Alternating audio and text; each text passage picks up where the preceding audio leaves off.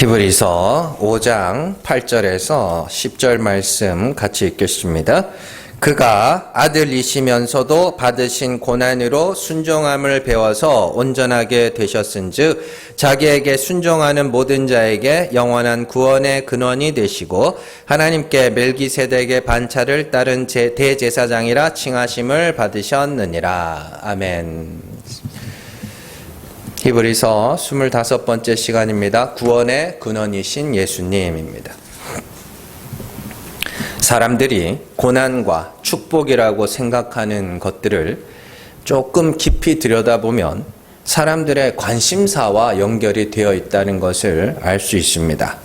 예를 들어서 저는 야구라는 스포츠를 굉장히 좋아합니다. 그래서 직접 야구를 하기도 했고 또 관심 있게 보기도 합니다. 저는 응원하는 팀이 있습니다. 응원하는 팀이 있어요. 그래서 근데 이제 최근 몇 년 동안 제가 응원하는 팀이 성적이 굉장히 안 좋습니다. 그래서 야구를 볼 때마다 속상할 때가 많습니다. 그래서 막 지면 화가 나요. 화가 나고 막 속상하고 막 그렇습니다. 그리고 이기면 기분이 좋습니다. 그래서 매일같이 이 순위표를 보면서 오늘은 몇 위인가, 또 내일은 몇 위일까 이러면서 막 그렇게 즐기기도 합니다. 야구를 좋아하지 않는 사람은 그런 것들을 전혀 이해할 수가 없는 것이죠. 제가 어릴 때 되게 재미있는 일이 있었습니다. 제가 영화 제목은 생각이 안 나는데 하여튼 청춘 남녀가 사랑하는 그런 드라마였습니다. 근데 이제 거기서 보면 남자 주인공이 마지막에 이렇게 싸우다가 맞아서 죽습니다. 죽는 장면이 나와요. 그런데 같이 보던 사촌 누나가 그 장면을 보고 막 우는 겁니다. 막 울어요. 그래서 왜 우냐고. 너무 슬프지 않냐고. 저는 이해가 안 됩니다.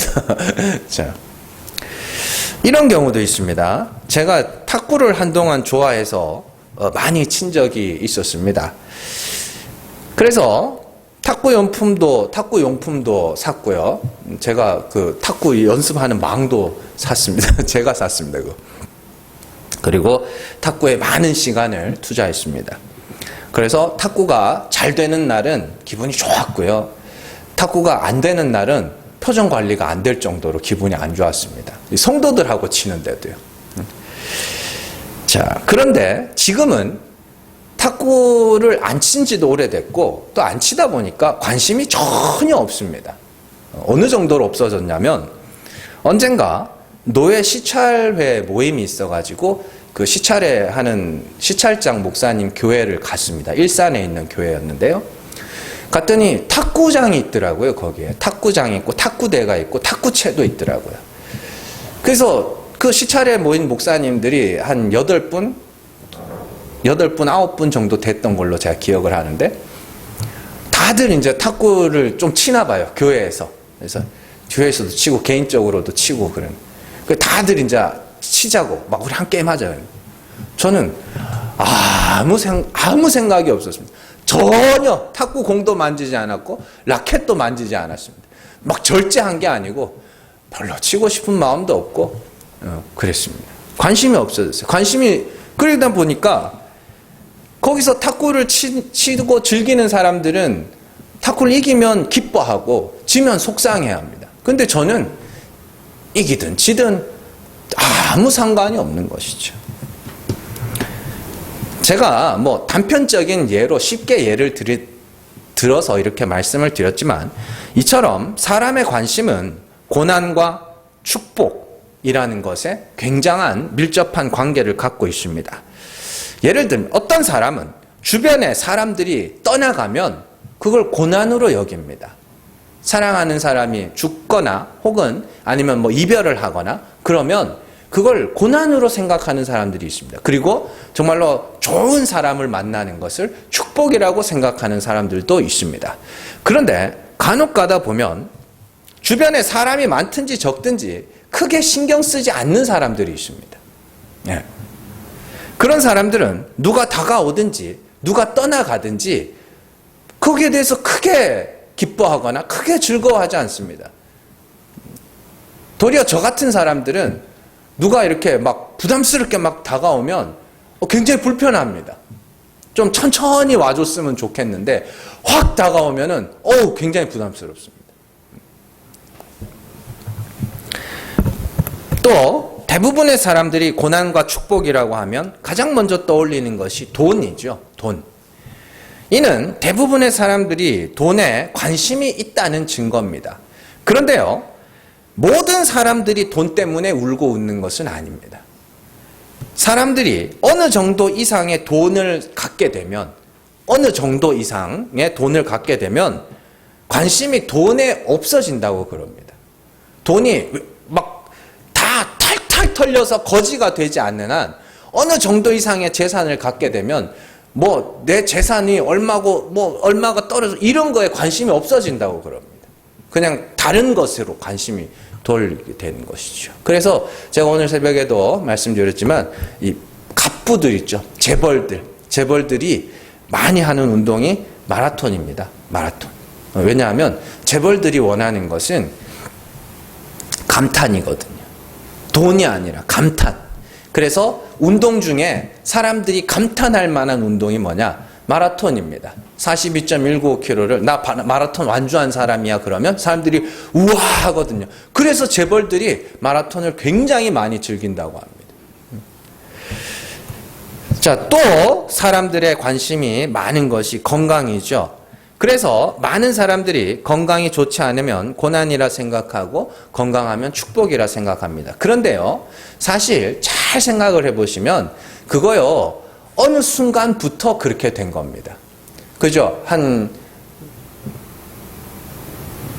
저는 지금 조금 있어요. 건강에 관심이 조금 있어요. 근데 제가 한 30대까지만, 40 전까지만 해도 건강에 별로 관심이 없었습니다. 그래서 아프잖아요? 아프면 그냥 아프고 말겠지. 이러다 낫겠지. 그런 마음이 있었습니다. 그래서 큰 질병, 진짜 죽을 병에 걸리지 않는 한 젊은 사람들은 건강에 크게 관심 없습니다. 나이가 들어가면서 관심이 생기고 그것 때문에 진짜 막 조금만 아프면 차라리 죽어버렸으면 하나님 날 걷어가세요. 이러지 젊은 사람들은 그러지 않습니다.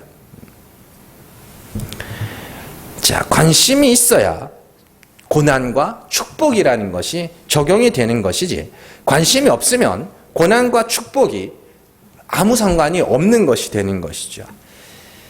이 무신론이 기독교에 가장 크게 끼친 해악이 바로 죽음 이후에 대한 관심이 없어졌다는 겁니다. 무신론의 바탕에는 증명할 수 없는 것은 존재하지 않는 것이라는 이 과학적 사고방식이 자리 잡고 있습니다. 증명할 수 없는 건 존재하지 않는다. 이게 제일 간단한 거죠. 눈에 보이지 않지만 산소가 눈에 보여요? 산소는 눈에 보이지 않습니다. 그러나 산소의 특징은 불을 일으킨다는 것이죠. 그래서 이 불씨가 산소가 있다는 걸 증명하는 도구가 된 것이죠. 세균은 눈에 보이지 않습니다. 그러나 음식이 상하고 부패하는 것을 통하여 뭔가 다른 것이 있다라는 것을 증명하는 것이죠. 그래서 그런 과학적 증명 방법 때문에 과학이라는 것이 그렇게 발전할 수 있었던 것이죠. 그러나 이것이 종교에게 들어오게 됩니다. 이런 과학적 사고방식이 종교에 들어오면서 자연스럽게 보이지 않는 하나님이 살아있다는 것을 증명해 보라는 요구로 이어지게 됩니다. 하나님이 있다는 걸 증명해봐. 자, 그러나 보이지 않는 하나님은 과학으로 증명할 수 없습니다. 기독교계에서 말하는 하나님의 존재를 증명하는 신존재 증명이라는 것은 엄밀히 말해서 기독교인들에게만 통하는 것이지 기독교인이 아닌 사람에게는 절대로 통하지 않습니다. 자, 예를 들어서 하나님이 세상을 창조하셨다. 성경이 이렇게 기록하고 있다. 하나님이 세상을 창조하셨다고 성경이 기록되어 있다고 말하지만 그것은 성경이 하나님의 말씀이라는 것을 믿는 사람들에게나 적용이 되는 것이지 성경을 사람이 지어낸 책이라고 신화라고 생각하는 사람들에게는 그것은 통하지 않는 것이죠. 예를 들어서 여러분들 우리나라에 단군 신화가 있습니다. 단군 신화에 보면 곰이랑 호랭이가 쑥과 마늘을 먹고 100일 동안 쑥과 마늘을 먹으면 이제 사람이 된다. 이렇게 이야기를 하죠. 그래서 호랭이는 먹다가 아이 맛없어 이러고 뛰쳐나간 거고, 곰은 그걸 잘 먹어서 어떻게 돼요? 사람이 되는 것이죠. 여러분들 사실로 믿으십니까? 예? 신화죠. 그냥 이야기지 뭐. 이렇게 생각하지 않습니까? 세상 사람들이 성경을 보는 눈이 딱 그만큼이라고요. 신화지, 지어낸 거지. 이렇게요. 그런데 세상 사람들이 성경을 보는 눈이 딱 그 정도인데, 그 사람들에게 성경에서 이렇게 기록되어 있으니까 하나님은 살아계시다. 이건 안 통하는 것이죠. 그래서 세상 사람들은 계속해서 우리에게 뭘 요구하느냐? 과학적으로 증명해 보라는 것입니다. 과학적으로. 그리고 여기서 더 나아가서 과학적으로 죽음 이후에 심판이 있다는 것을 증명해 봐라. 천국과 지옥이 있다는 것을 증명해 봐라. 이렇게 요구를 하는 것이죠. 그건 실제로 있었던 일입니다. 이에 대해서 기독교는 그냥 있다라고 말할 수밖에 없는 것이죠. 왜냐하면 우리는 성경으로 증명하고 성경으로 증언해야 되는 사람들인데, 성경 자체를 하나님의 말씀으로 인정하지 않는 사람, 마치 신화의 이야기처럼 듣는 사람들에게 어떻게 우리가 성경을 갖고 그 사람들을 설득할 수 있겠냐고요. 그러면 이렇게 됩니다.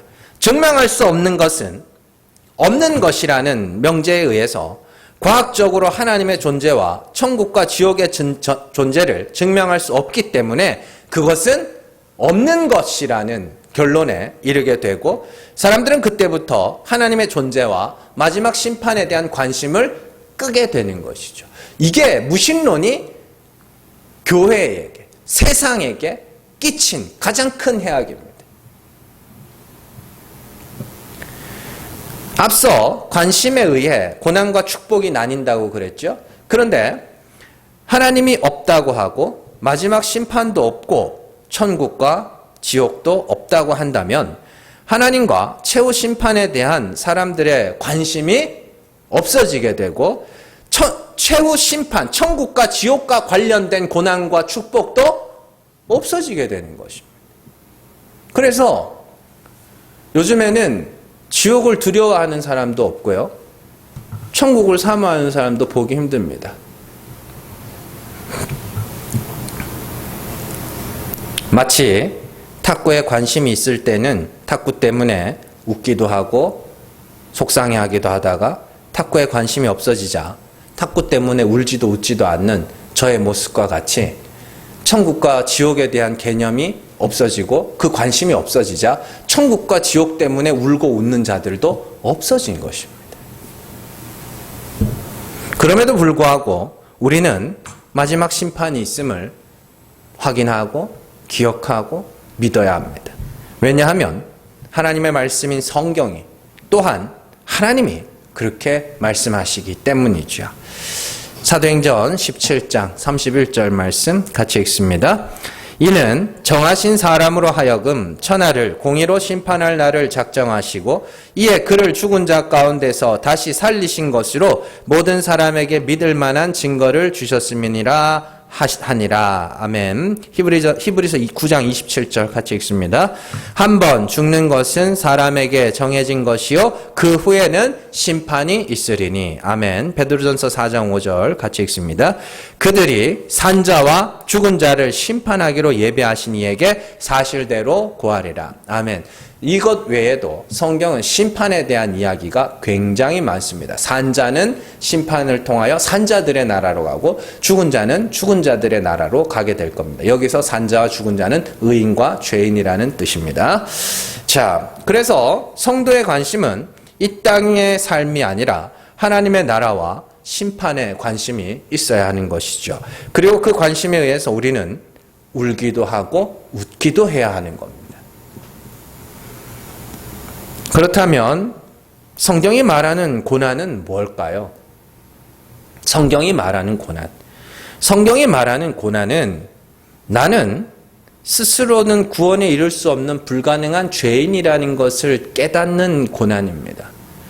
그냥 나는 죄인이구나, 내 힘으로는 구원에 이를 수가 없구나라는 것을 깨닫는 것이 성도의 고난입니다. 천국과 지옥에 관심이 있는 자들이 겪어야 하는 고난입니다.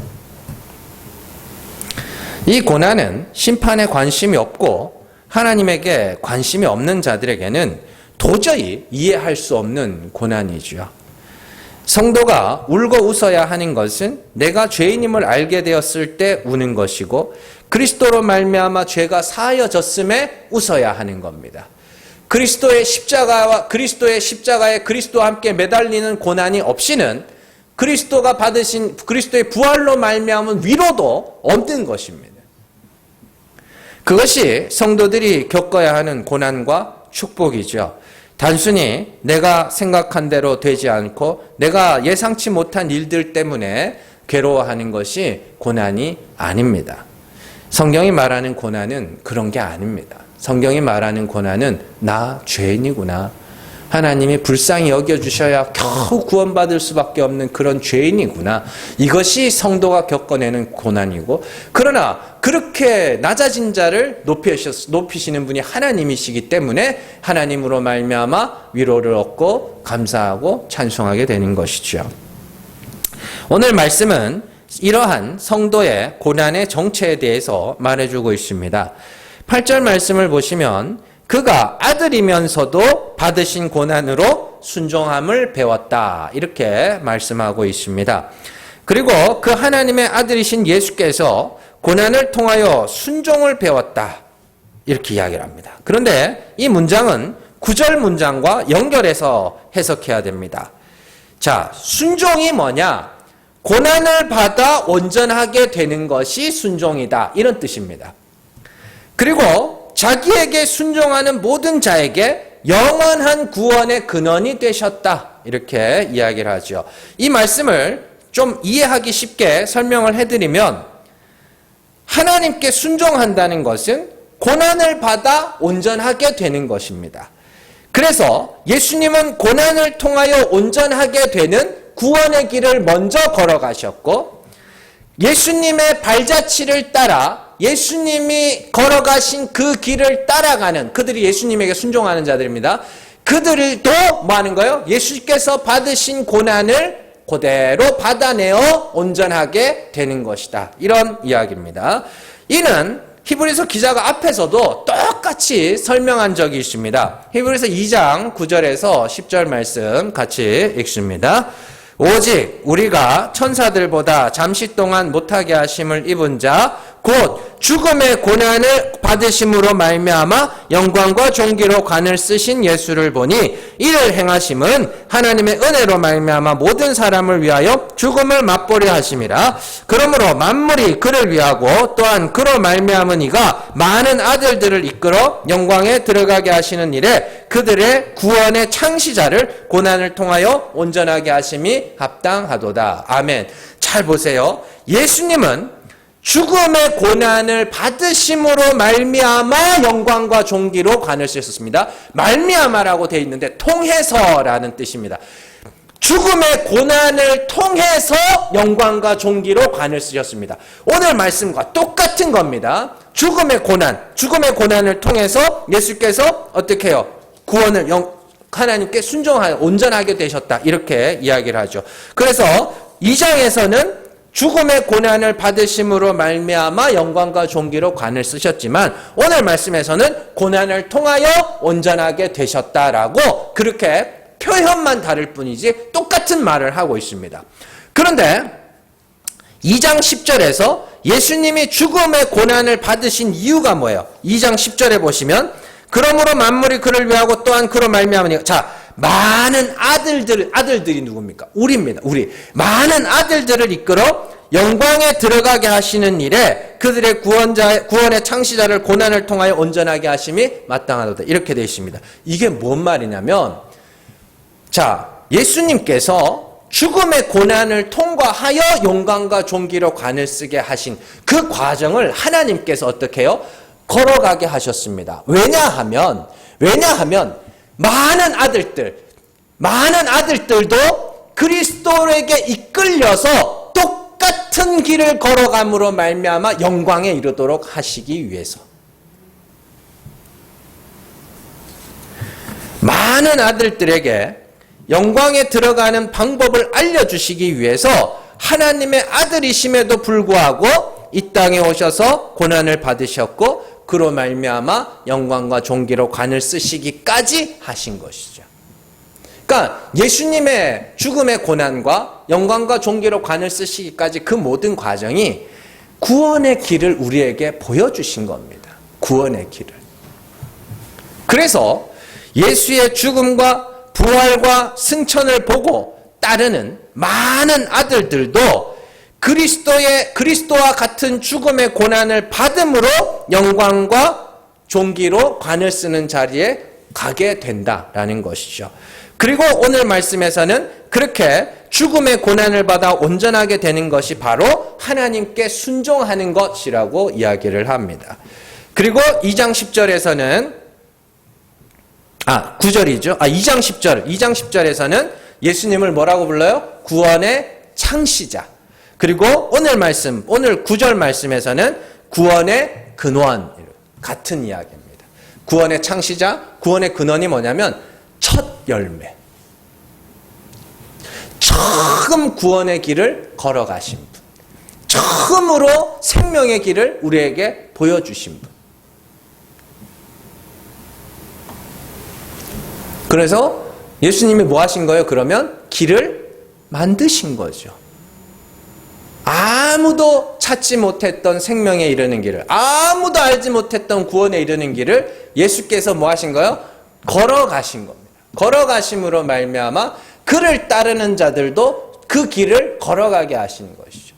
그래서 예수님을 뭐라 그래요? 목자. 우리의 길을 인도하셔서. 그래서 내가 곧 길이요 진리요 생명이니 나로 말미암지 않고는 아버지께로, 나로 말미암는다는 건 내가 걸어간 길을 너희도 똑같이 걸어가야 될 거야. 그런데 그 길도 우리에게 걸어가라 하시는 것이 아니라 성령께서 우리를 끌고 가시는 겁니다. 그렇다면 예수님이 받으신 고난의 정체가 무엇인가요? 7절 말씀 앞에 나옵니다. 그는 육체에 계실 때에 자기를 죽음에서 능히 구원하실 이에게 심한 통곡과 눈물로 간구와 소원을 올렸고 그의 경건하심으로 말미암아 들으심을 얻었느니라. 자, 잘 보세요. 예수님이 하나님을 뭐라고 불러요? 하나님을 죽음에서 능히 구원하실 이. 그 하나님 앞에 심한 통곡과 눈물로 간구와 소원을 올렸다. 뭘 소원을? 나 이제 죽사오니 주여 나를 살리시옵소서. 이거예요.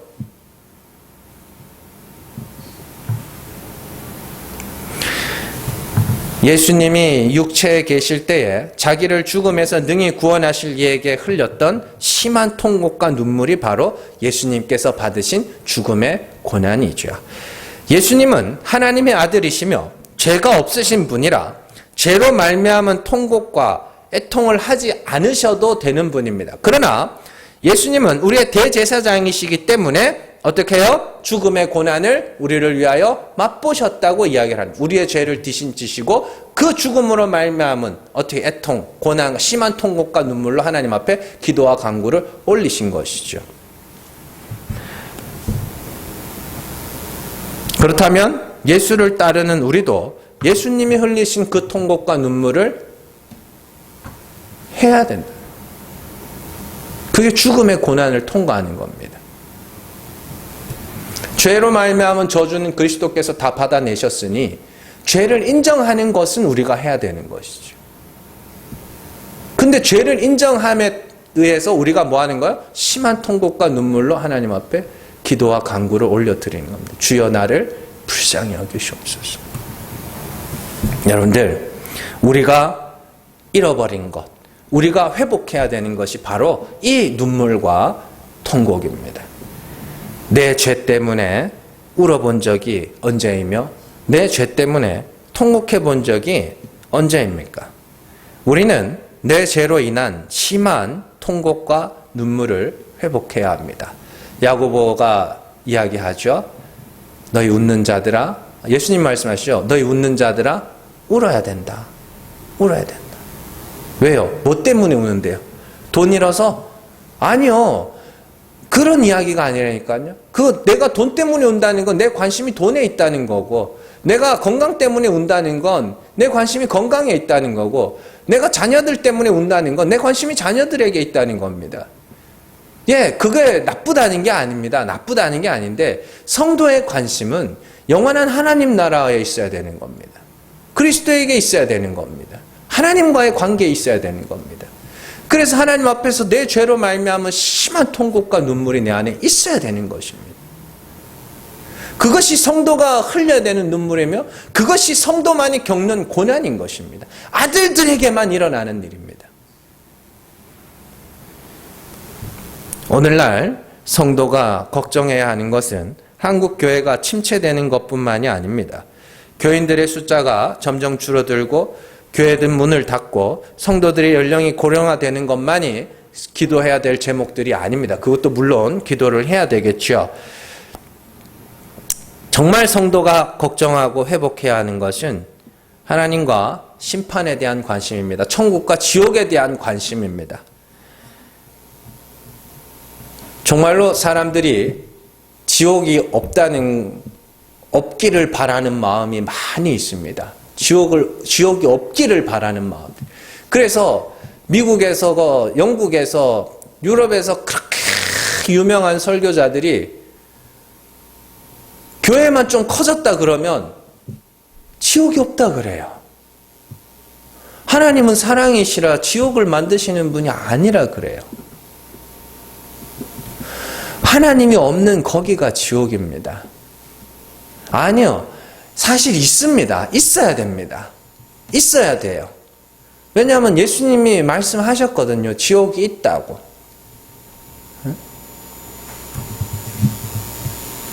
그리고 사람들은 가만히 놔두면 알아서 지옥으로 간다고요. 영원한 불, 꺼지지 않는 불. 그 불타는 지옥이 있다니까요. 소금 치듯한, 불이 소금 치듯함을 받을 것이라는 그 지옥이 있습니다. 있어야 됩니다. 그리고 그 지옥에 대한 공포와 동시에 하나님 나라도 있어야 합니다. 하나님 나라에서 하나님과 정말 영원히 화목한 자들이, 하나님과 화목한 자들이 영원히 하나님과 동거하면서 구원하시며 하나님과 어린 양께 있습니다. 찬송하면서 그렇게 기쁨과 감사로 충만한 그 나라가 있어야 합니다. 우리는 그걸 회복해야 됩니다. 천국에 대한 소망과 지옥에 대한 공포를 회복해야 되고 그거에 대한 관심을 가져야 됩니다. 그거 아니면 안 됩니다.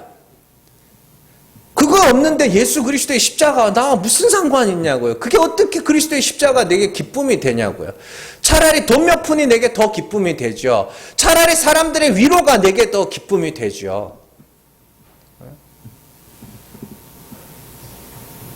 보이지도 않고 하나님 보좌 우편에 앉아 계신 예수 그리스도라고 하는데 천국과 지옥에 대한 공포와 기쁨이 없으면 예수의 십자가가 나와 무슨 상관이 있습니까? 아무 상관이 없습니다. 그러니까 마귀가 계속해서 뭐 하는 거냐면 거기에 대한 관심을 끊어가는 겁니다. 자꾸만 끊어갑니다. 자꾸만 말씀을 이 아래 것으로 자꾸 바꿔서 변질시킵니다.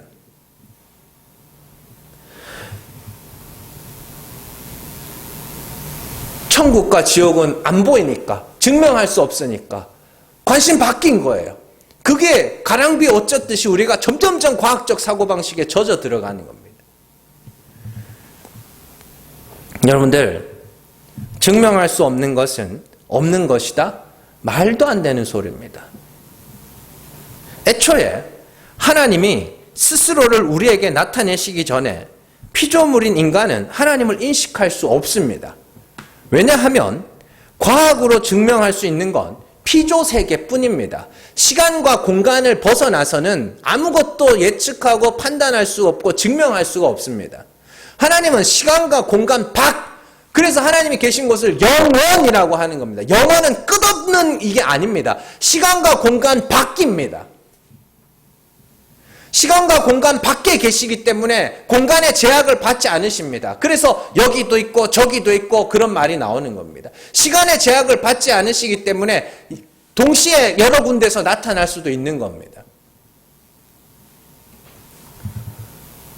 그런 하나님을 어떻게 과학으로 시간과 공간의 한계에 그 제약을 받는 과학으로 어떻게 증명을 할 수 있습니까? 그렇기 때문에 하나님이 직접적으로 우리에게 나타내셔서 자기를 나타내시고 계시하지 않는 한 우리는 하나님을 알 수 있는 방법이 없는 겁니다.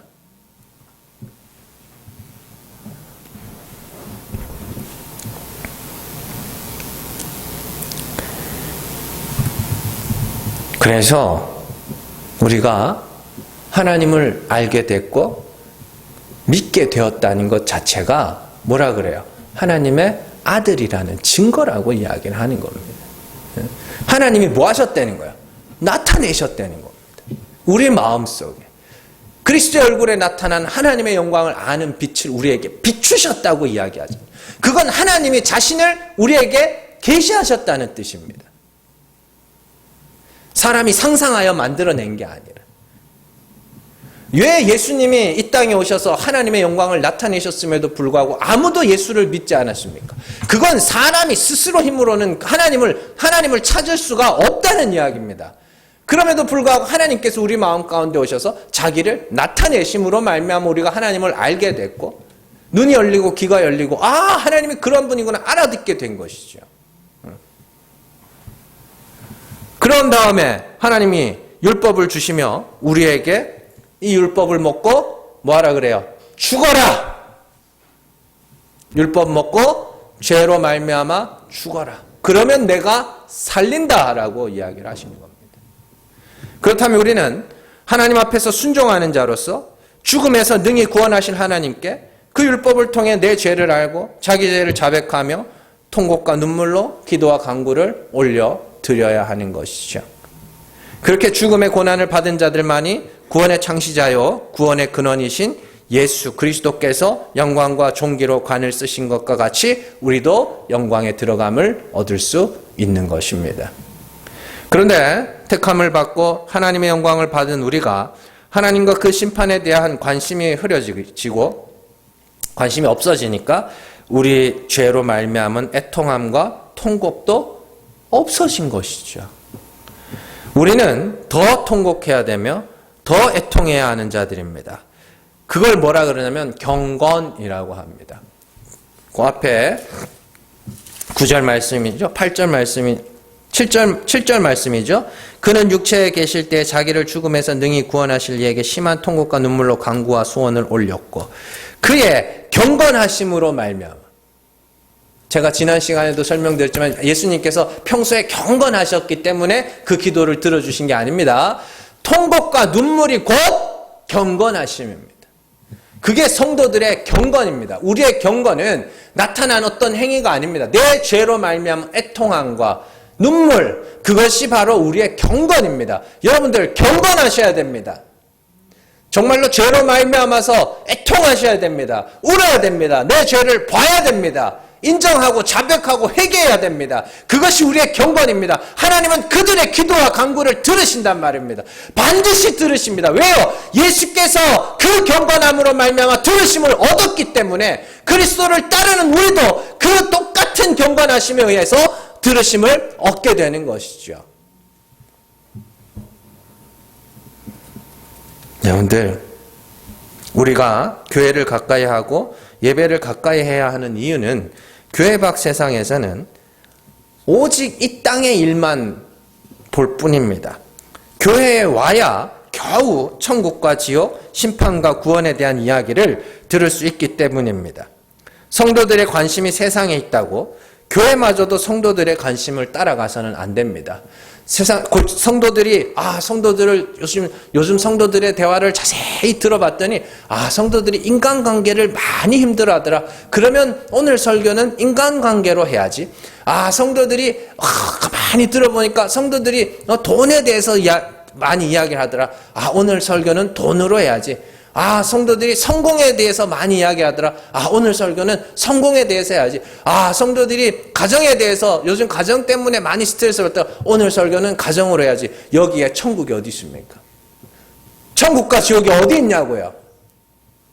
성도들의 관심이 가정에 있다고 해도 강단에서는 천국과 지옥과 예수 그리스도의 십자가가 증거돼야 됩니다. 그것 외에는 여러분들 위로가 없어요. 소망이 없다고요. 가정이 잠깐 회복되면 그 가정이 영원히 지속됩니까? 언젠가는 깨집니다. 인간관계요. 핸드폰에 3,000명을 저장해 놓고 다니는 사람이 있습니다. 얼마나 인간관계가 넓습니까? 근데 이 3,000명의 인간관계를 뭘로 유지했냐? 술로 유지했습니다. 술로. 그러니까 이 사람 만나서 술 먹고 형 동생 지내면서 전화 받고 연락하고 그러다 이 사람이 몸이 상했어요. 몸이 상해서 더 이상 술자리를 못 가게 됐어요. 다 떨어져 나갑니다. 금방 다 떨어져 나갑니다. 그 진짜 겨울에 그 낙엽 하나 붙어 있는 것 같은 그 하찮은 인간관계, 그걸 잘하는 게 그게 신앙생활입니까?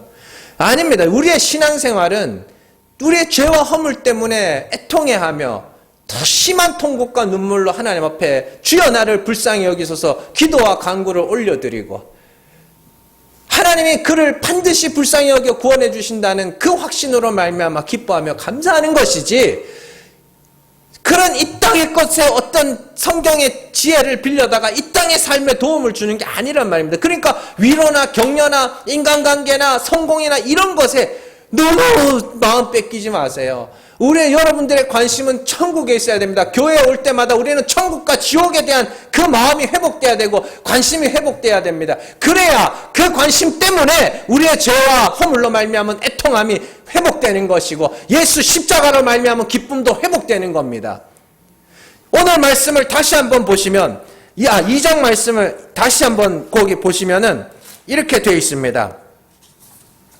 2장 9절 말씀이죠. 10절 말씀. 그러므로 만물이 그를 위하고 또한 그로 말미암은 이가 많은 아들들을 이끌어 영광에 들어가게 하시는 일에 그들의 구원의 창시자를 고난을 통하여 온전하게 하심이 마땅하도다. 하나님이 예수를 보내신 이유를 뭐라 그래요? 영광에 들어가게 하시는 일.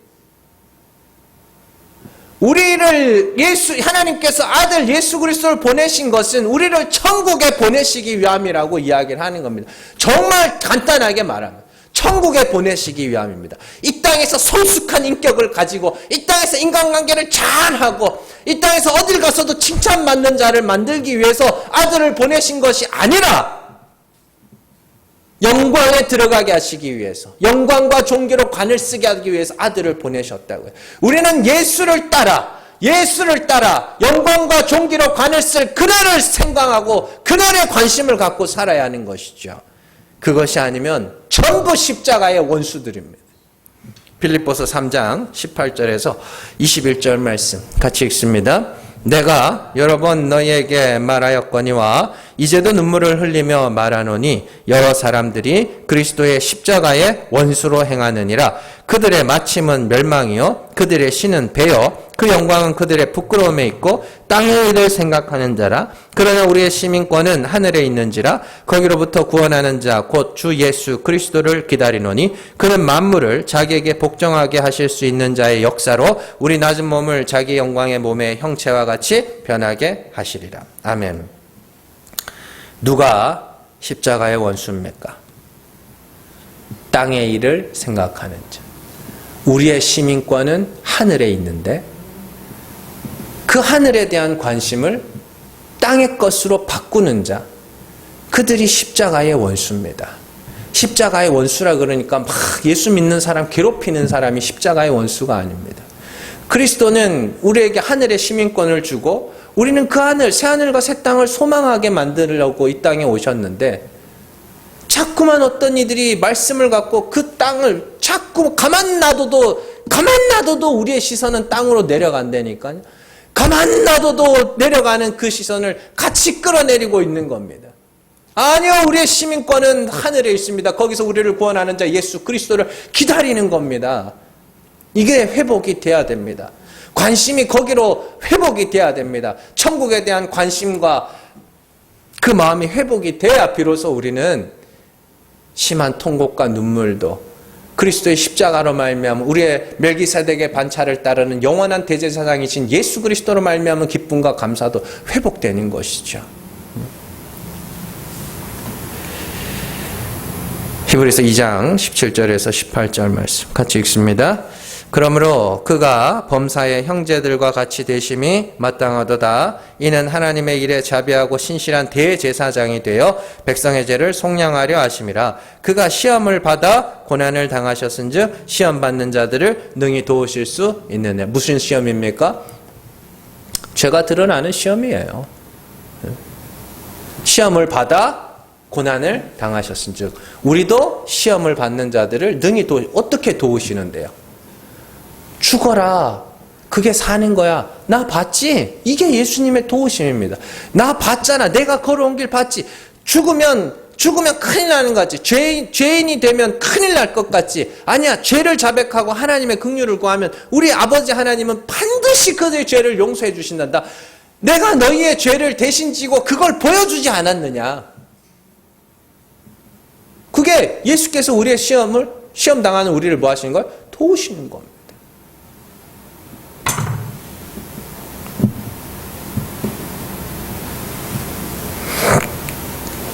여러분들, 이 땅을 살지만 천국을 생각하면서 살아야 합니다. 천국과 지옥에 대한 관심을 가져야 합니다. 그래서 우리가 이 땅에서 죽음의 고난을 수시로 통과하면서 영광과 존귀로 관을 쓸 그날을 소망하면서 근심하는 자 같으나 기뻐하는 자로 살아가는 겁니다.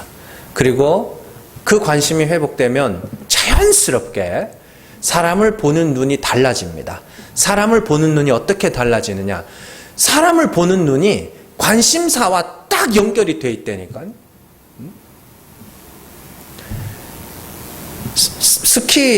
저는 스키를 한 번도 타본 적이 없구나. 스키 타는 사람들은요, 스키에 관심이, 겨울 되면 이제 스키장 막 오픈하고 하잖아요. 스키 관심 있는 사람들은 사람들 스키 타는 사람 안 타는 사람으로 봅니다.